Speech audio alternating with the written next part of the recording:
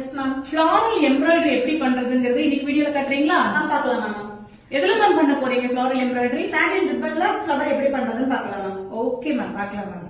இன்னைக்கு சாட்டின் ரிப்பன்ல ஒரு ஃப்ளவர் எப்படி பண்றதுன்னு பார்க்கலாம். அதுக்கு நான் 1/4 இன்ச் சாட்டின் ரிப்பன் எடுத்திருக்கேன். நீடில் எடுத்திருக்கேன். நீடில் வந்து கொஞ்சம் பெரிய சைஸ். இதோட ஐ வந்து பாத்தீங்கன்னா ஹோல் கொஞ்சம் பெருசா இருக்க மாதிரி இருக்கணும். ஏன்னா இந்த ரிப்பன் உள்ள போகிற மாதிரி இருக்கணும்.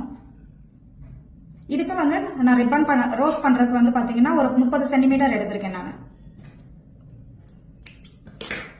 கட் பண்ணிட்டு இதை இப்படியே டைரக்டா போட முடியும்னா போட முடியாது. அதுக்கு என்ன பண்ணணும்னா இப்படி கிராஸா கட் பண்ணணும். அந்த இடம் வந்து கொஞ்சம் ஷார்ப்பா இருக்க மாதிரி கட் பண்ணிட்டு இதை நீடில் கொடுத்துக்கோங்க. பேக் சைடு வந்து நீடில் மேல எடுத்துக்கோங்க. எடுத்துட்டு இதுல ஒரு 10 சென்டிமீட்டர் மட்டும் 10 சென்டிமீட்டர் பாத்தீங்கன்னா இவ்வளவுதான் வரும். எடுத்துட்டு நீடில பேக் சைடு வந்து இப்படி ஒரு ரொட்டேட் மாதிரி ரொட்டேட் பண்ணிட்டு இது மேல ஒரு ரன்னிங் ஸ்டிச் அப்படியே ஒரு ½ இன்ச்சுக்கா ரன்னிங் ஸ்டிச் மட்டும் போடுறோம். அந்த ரிப்பன் மேலேயே ½ இன்ச்சுக்கா ரன்னிங் ஸ்டிச் போட்டுட்டு கீழே குத்திடுங்க. கிளாத்ல விட்டுட்டு நீட்ல வந்து இப்படி நல்லா ரொட்டேட் பண்ணணும். ரொட்டேட் பண்ணிட்டு கீழே எடுத்தீங்கன்னா ரோஸ். Wow, super ma'am.